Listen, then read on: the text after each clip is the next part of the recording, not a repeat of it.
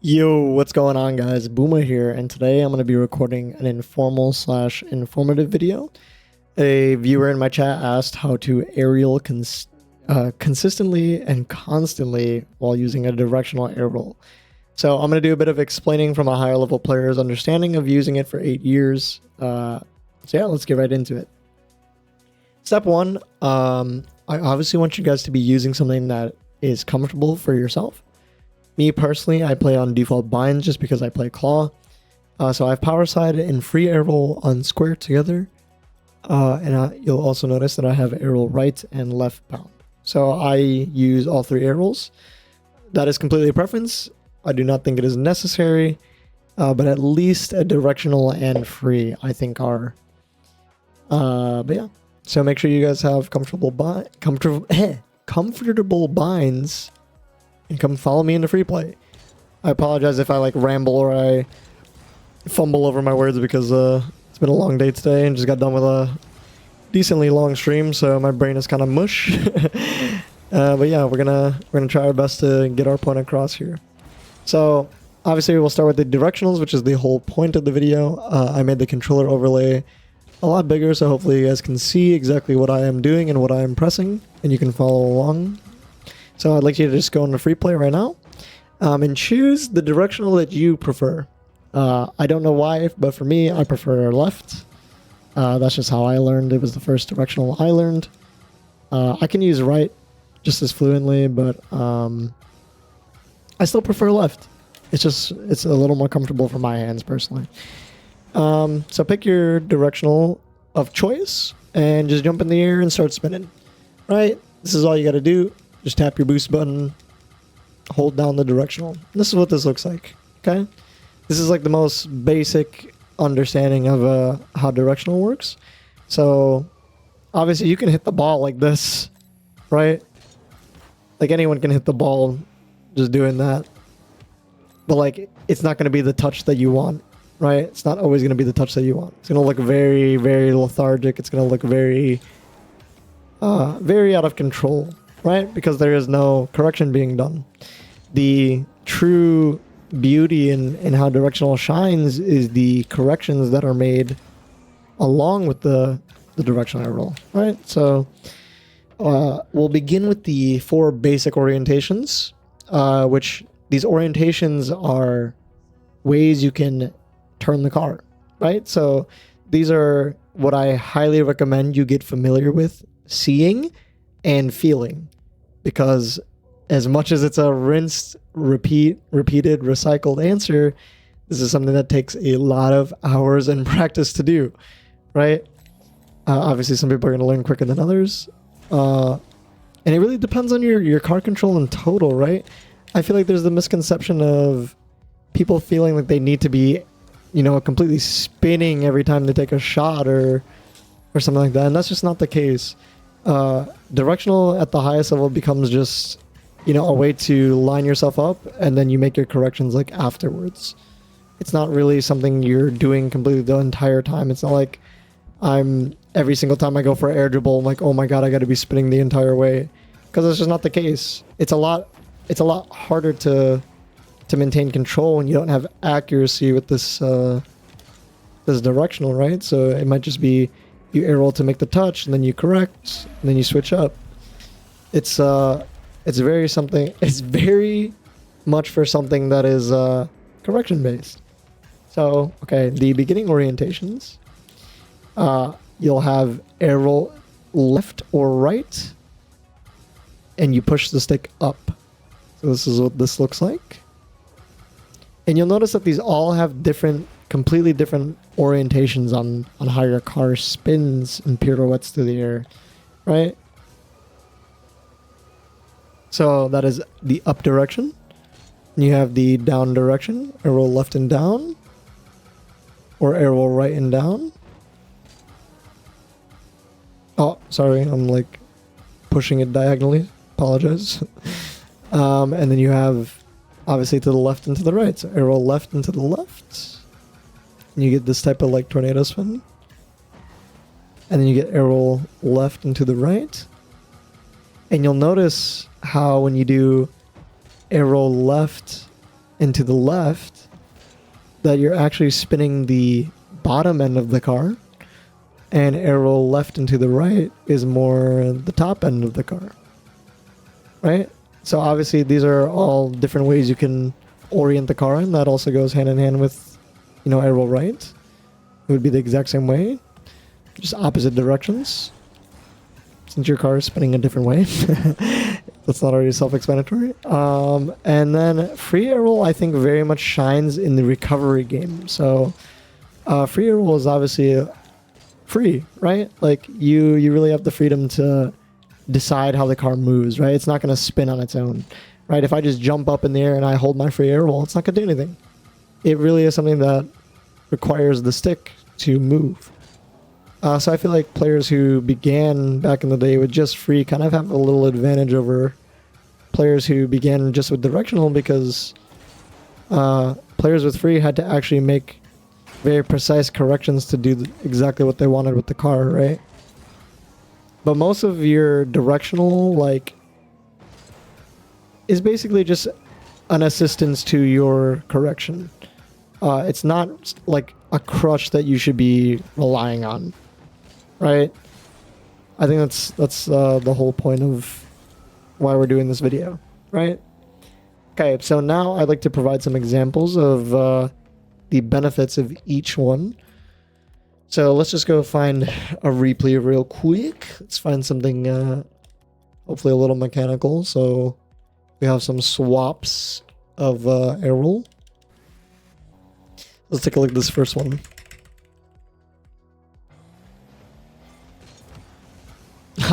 This touch actually is something I would like to talk about in the future. It doesn't look complicated at all, but this is a type of flip manipulation, so I'll probably save that for the kickoff tutorials video anyway. So this is the shot. Let's take a look here. One flip reset, musty flick, and a little double tap into the bar. So let's break it down a little bit, step by step, right? So this first pop off the wall, right? You can see this is not much of a correction. This is just me getting onto the line of the ball so I can continue with my mechanical play. So the correction is very much I'm just tilting the car up and out off the wall, and I'm arrowing left while I'm doing this. And once I reach the peak of the ball, you can see I eventually get to a point where the car has oriented exactly how I want. So I completely let go of the arrow left, and I just fly the undercarriage of the ball, or undercarriage of the car into the ball. From here, I am tilting with a free air roll. I don't know why I prefer to swap here, but this type of correction is a lot easier for me using free. It could just be because of how my muscle memory works. But then I am swapping back to left after the mustard flick. So this is free right here through the flick, and then I swap back to left to just fly around the other player, not bump him and score the ball. So this is where I think directional truly shines. And then another example I can give to you is something that I really thought about when I first started playing this game. Was I could not be as accurate with shooting as I wanted to with just one directional. So if I just do a few shots of this with just arrow left, right? Rocket League shooting is very difficult, especially when the ball's coming at you like this. You want a very specific part of your hitbox to be hitting this ball. Otherwise, you're not going to get the shot that you want, right? And I felt like I was always way less consistent with just one arrow. So me having arrow left, right, and free, if I ever arrow left just too much, I can use free arrow or arrow right to make just a tiny bit of a correction. Or let's say I have to go to this early and I have to make this correction like a lot quicker. This is something that I just think helps a lot more rather than just completely missing your shot every single time. I feel like it really provides like just a tiny bit more accuracy for me to decide what part of my car I'm actually hitting the ball with. So for things like, you know, just passing the ball or whatever it may be. I think having multiple air rolls is important. At least for me. If you're comfortable with just one directional and one free, that's completely preference. I know there are pro players who only use one, but then again, there are very, very mechanical pros out there like Vatira and Zen, and countless others who use all the air rolls. So I think Rocket League shines in that it has, you know, the absolute total control over the vehicle and what it does. And so I like having, you know, options to how I can orient the car and exactly how I can move it. I think free air roll kind of shines a little more in the recovery. I'm not sure if I mentioned that already. But like if somebody bumps me, I want to be able to, you know, recover out of it or land a wave dash or whatever. Like I feel like this is really me deciding how I want the car to land. But yeah. Okay, now let's start into what tools I think are very beneficial to practice these with.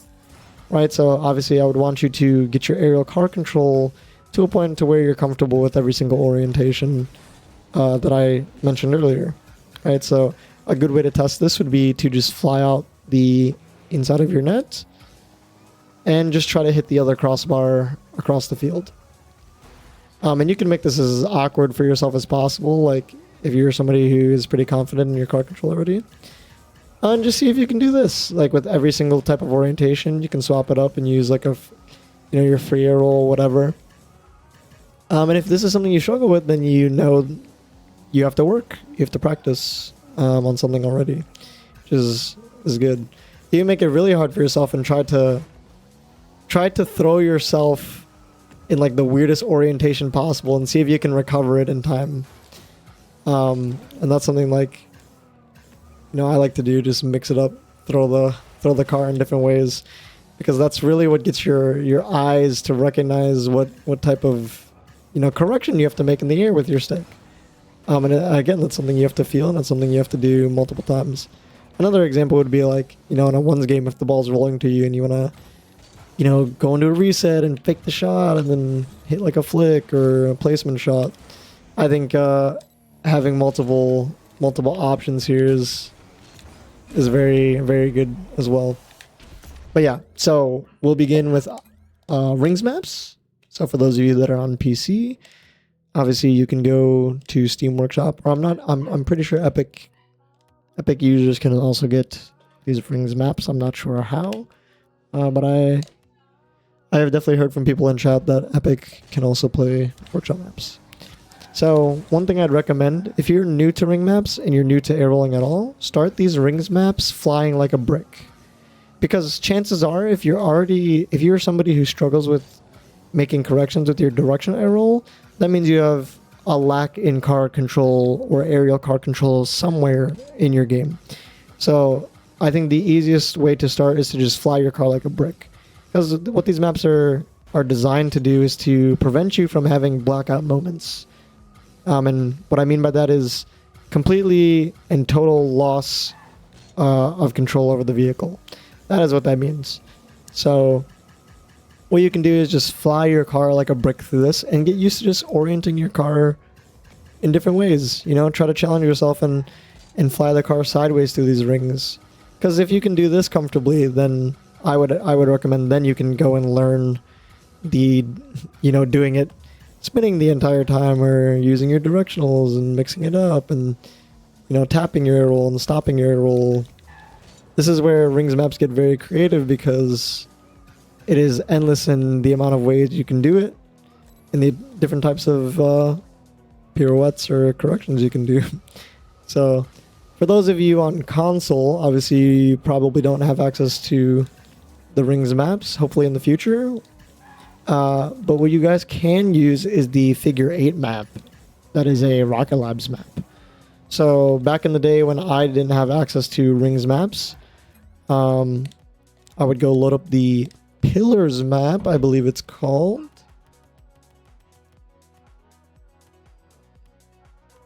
I can find it. Here we are. And I would literally just fly figure 8s around this map. So Obviously, you start with without your air roll, and then you can mix in a little air roll afterwards. And doing this at your own pace, I would like you guys to do one whole lap of like no air roll, and then you can do a whole lap while air rolling the entire time, so you force yourself to make those corrections, because you're gonna crash your car a lot. It's gonna happen if you don't have the control and you don't have the understanding of what correction needs to be made to make these sharp turns. Sometimes you're gonna crash your car into the wall or these pillars. So it's something that is definitely a lot harder. And then obviously you can go in and just like mess around with all your air rolls if you're extremely comfortable. But yeah, if you guys have any other questions, please let me know. I feel like this is the best way I probably could explain it for now. I'd like to get a lot more examples for this type of stuff in the future, just because you know, I think let's take a look at just one last replay.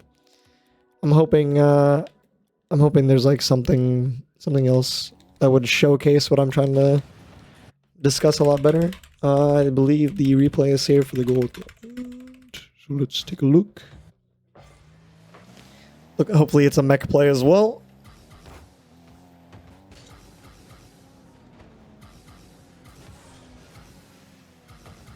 Beautiful. Okay, so this is a use of all three air rolls here. So off the wall, I am using left, and I don't even use it that long. Ideally, I am air rolling left here, and then I stop. I completely let go of it. Okay, get the reset, and then I use my free to turn back around, get my mustard, and now this is completely air roll left, so that I can fly around this guy. And then the arrow right is like non-existent almost, but I arrow right at the very end to try to dunk him if he hits it into me. And it's just because I don't want to hit this into the bar. If I had continued to just arrow left here, I would have hit it into the bar 100%. And if I even pulled back on my stick from this orientation, I would have hit it into the bar.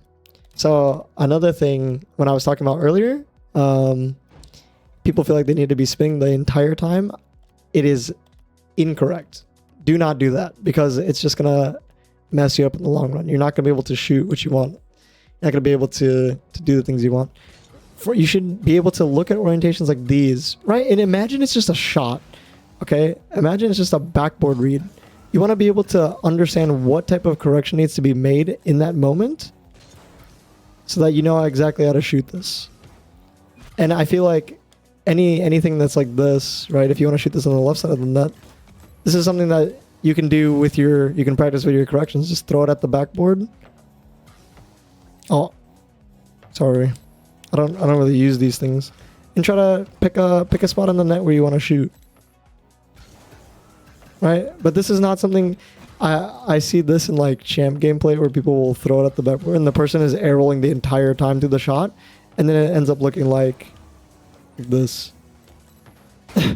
There's no control there. There needs to be a limit, and you need to have some self-control of when to stop and when to, once you have the correction made, then you can pick your spot. Right? This is something that is extremely overlooked for air rolling, and it still happens at like even the high Grand Champ ranks. You'll see players who can't stop themselves from spinning. I'm somebody who very much thinks of like every single touch I want intention behind, so I almost basically will never take a shot like that unless I know I have the read. And I'm sure there's like backboard read training packs out there that you can do rather than this free play thingy. But anyway, I hope this video helped you guys. Like I said, if you have any more questions or any more suggestions, please leave them in the comments below, or you can come tell me on stream. But yeah, I think this is the best way I could probably have explained it for now, without having some pure examples for you. But I hope it helps. If you had a hard time seeing what I was actually doing on the controller at any point, you can put the video in slow-mo and go watch it back. But yeah, thank you guys so much for watching. If you enjoyed this video, please leave a like, share, or sub. It's greatly appreciated, and I will see you guys in the next one or on stream. Much love and peace. Alright, sorry, little cut at the end of the video. I want to show you guys just a double tap example from one of the games. This would have been a lot easier to show what is actually going on here. So right here, let's play it in Soma so you guys can actually see what's going on. This is just a side dodge or a diagonal flip, and I am air rolling left at the moment. As you can see, the car is air rolling left. Now I am eyes on the ball. I'm at the point now where aerial corrections and car control are no longer something I have to visually look at the car to do. It is purely muscle memory, so I already understand where this ball is going to bounce. So you can see I pulled back just a little bit. This is still air roll left here. And then once I have, successfully made the read and the correction, I completely stop air rolling, and now I'm just using purely the stick. So if you look at the stick right now, I've literally gone from air rolling to the left and like over here, and now I am coming down like this with my stick. So this is the actual motion of what I'm doing with my car in this clip right here, and it looks like that. So what I was talking about input efficiency, this is exactly what I'm talking about. So obviously it looks fancy, but at the same time you have to know when to stop. Once you've made the correction, just score it. But yeah, I just wanted to add that on for you guys, and hopefully that's a much better example than the one that I had shown earlier in the video. But yeah, peace guys.